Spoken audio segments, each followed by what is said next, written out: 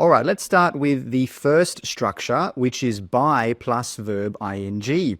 We can use this one when we want to show cause and effect or how something is done. So let's look at an example. By listening to native speakers and trying to copy them, I improved my pronunciation.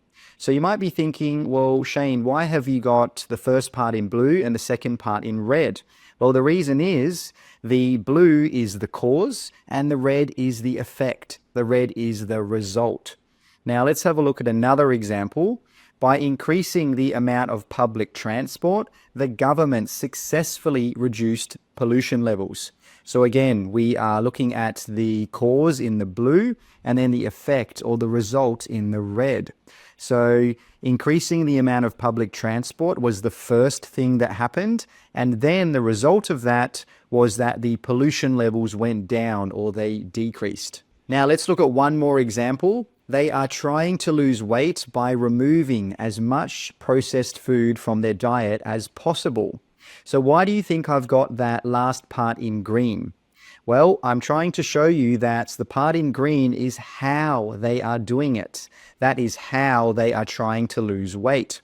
So by plus verb ing is a great phrase to use when you're trying to show cause and effect or how something is done. Now let me show you a sentence with a lower level of grammar, and then let's use by plus verb ing to improve it. So here's the first sentence. If people recycle more, pollution will decrease. So just take a second. How could we use by plus verb ing here to improve the grammar?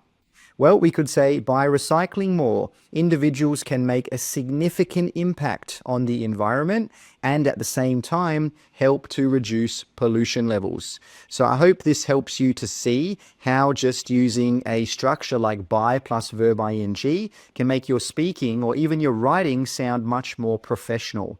So verb ing is a great structure you can use mainly when you're talking about cause and effect and sometimes when you're talking about how something is done.